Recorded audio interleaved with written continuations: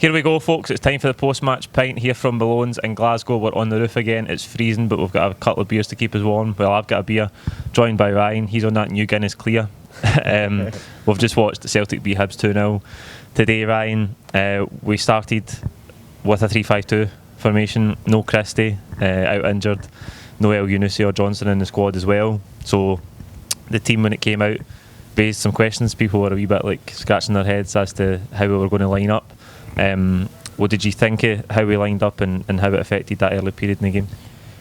I think it was strange going to the game and seeing the lineup as it was, and the only way that could really have been played was 3-5-2, and I think what it led to was a bit of uncertainty in how we were playing out for the back. I think it was a bit stuttery. We didn't get a bit of kind of consistency there in the first period as we tried to settle into the formation, and I think that was a game that, like you've already mentioned, was short of a Ryan Christie. It needed a Ryan Christie. It needed probably needed a Mikey Johnson or an El Yunusi out there on the left hand side, and definitely needed a Frimpong. So we got one out of those three, and that was enough. So we get so many shots today.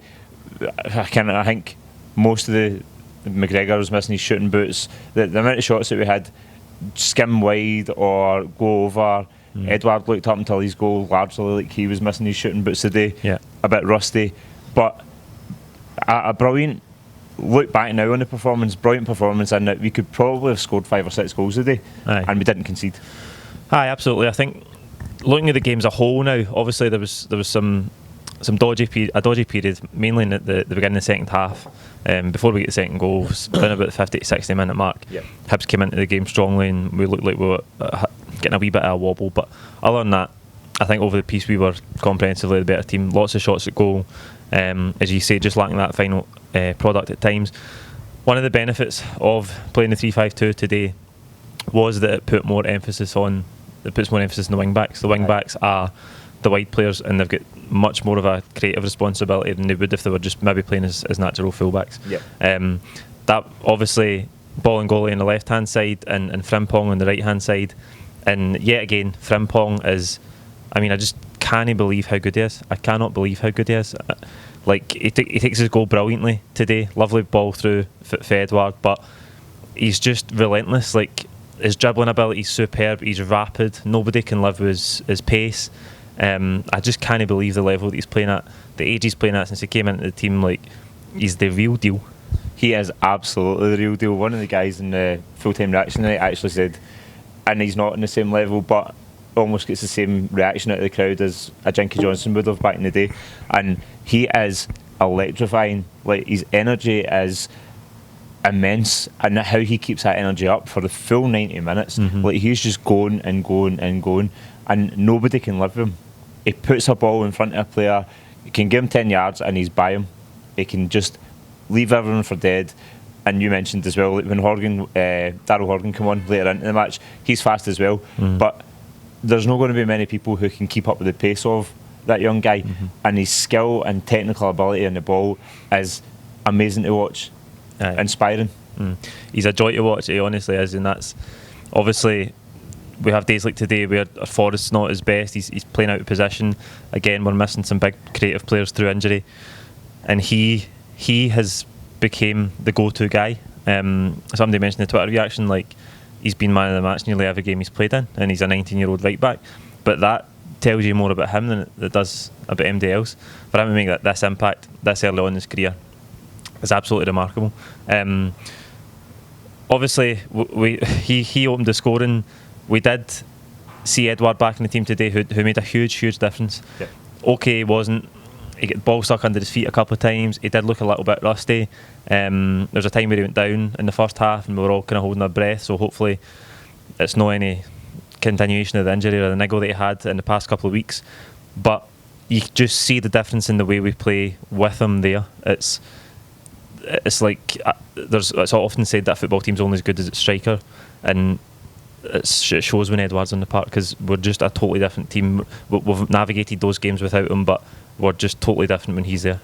Absolutely different. And the big thing about Edouard is what he does off the ball and how he drags players out or pulls them out of position, and then how he can take that ball in and hold it up and let the game catch up with the ball, and then how like the number of chances he had today before he went off injured, before he was out injured, those chances were 3 or 4 goals for him today, and could have had a hat-trick easily. Yeah. Easily. But the difference in the team, when you've watched the last few weeks, we've watched Lewis Morgan leading the line, and it's night and day. His quality is unquestionable. Rusty today, yes, but the quality is unquestionable. Watching him on the park, it speaks volumes about the player that he is, even when he's not got his shooting boots on. We had to call him Fraser Foster again today, but it was from his own player. Was it Julian or Beaton? Like Julian, that were end for me. I mean, what a save. I don't know what Julian was thinking, but it was one of the balls where it's in an area where Julian doesn't know what to do. Aye. And he gets a head on it and big man claws it. How did they save that? How did they stop that? It was almost point blank range. How he managed to get a hand up and stop that, I had no idea. But Julian must have had his heart in his mouth for like a millisecond when that looked like it was going in. But amazing. It wasn't called on much today, in fairness. Hibs didn't really pepper the goal. It wasn't really much. They had a wee kind of spell. They did have that spell. They had that spell. But it never really looked like they were going to score. Like it didn't. And now Fraser Forster, after his heroics last week at Hampden, that's the game that he deserved. He deserved a wee bit of a step back for what he did last week, but still pulled it off that phenomenal save that was an out and out on goal. Aye, absolutely. The other wing back, obviously Bolingoli, just back in the team after his injury. He was out for the best part of a month, really. The last game he started before closed during the week was the Hibs semi-final. How do you think he looked today? I asked you about it on Thursday as well. Again, almost like Frimpong on the other side, getting in great positions in an attacking sense, but I feel like his touch lets him down so often. Man's got a touch like an elephant. He's got a touch like an elephant. But he's so quick, he's so athletic. What I said to you on Thursday was that Bolingoli is, in my mind, the number one left back because he's athleticism. And if we could just get him to develop that touch, and because he can deliver balls across the box and he can get into the right spaces and he can create opportunities.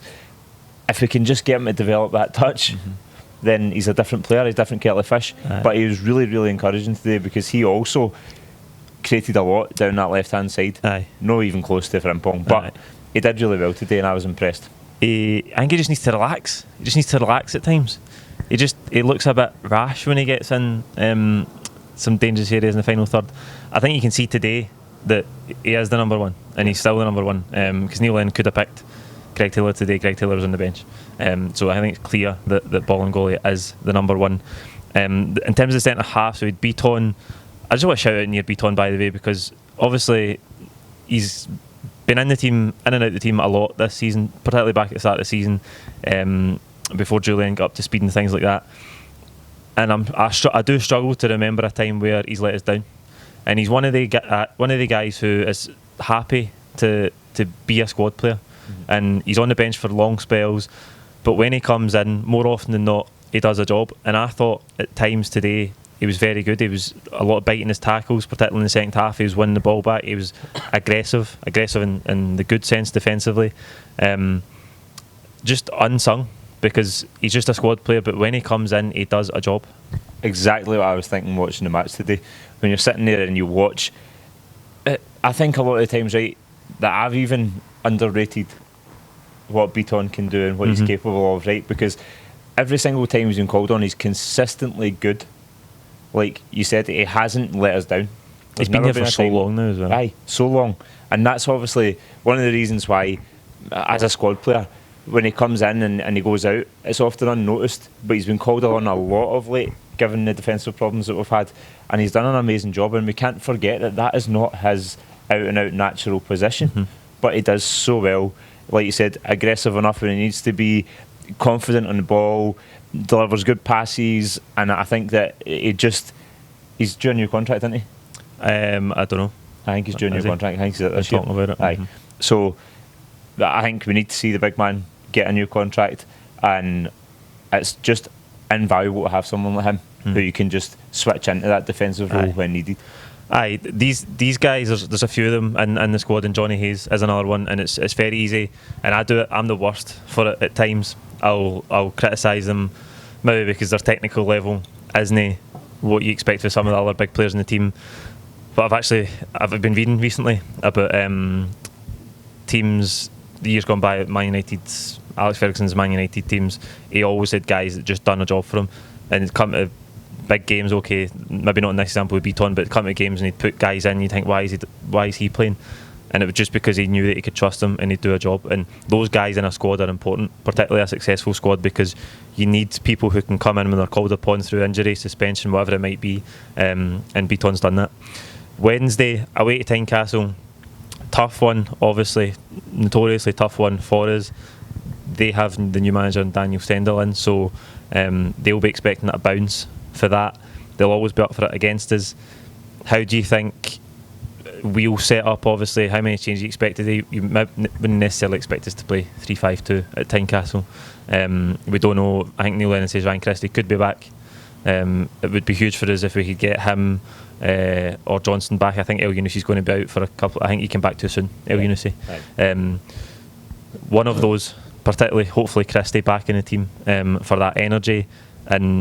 And what other changes do you think? Forrest is another one today who I thought we need to get him back out on the right hand side, because oh my god, listen, we all have them. Oh my days. Aye, oh my days. Worst game ever. Aye. James Forrest had one today. Aye. He had a stinker, right? And see, I'm glad you spoke about that there in the same kind of vein, because when you watch Christie on the park in that 10 role and he floats, and what he does is he creates space and he finds the space in the pockets, and what he does well is create that movement that affords Edouard that extra inch of room to create something and get the goals. So what I thought today was that when Jamesy was playing alongside or just behind Edouard, I think he was too static. And I think he didn't offer the same movement, because it isn't his role. It's not his role. We need him back out on the right. For me, if Christie's fit, he's 100% a starter. Of course he is. And I hope he is fit for Wednesday. I would like to see Johnston out on the left, if he's fit. We don't know about that one as well. We don't know. There's not enough been said, so we don't know. We know El Yunusi's not going to be there. We'd like to see Christie there. And if Christie's coming in and Johnston's fit and capable of playing, I would play him. And I would drop Cham out of the team. Again, he did fits and starts sometimes with Cham. Always. And he just doesn't. 1 minute. And the game of the day, the game on Thursday, a couple of moments of brilliance where you're like, that's phenomenal. And then he just fades. And that, for me, that's not good enough, especially when you're coming to a place like Tynecastle, which last season we didn't travel well to, and it's a tough place to go. So we need to go there with the best team and players who are willing to fight. We've just spoke about Beaton and Hayes, two players that are willing to put their heart and soul into it. That's not Cham, that's not him.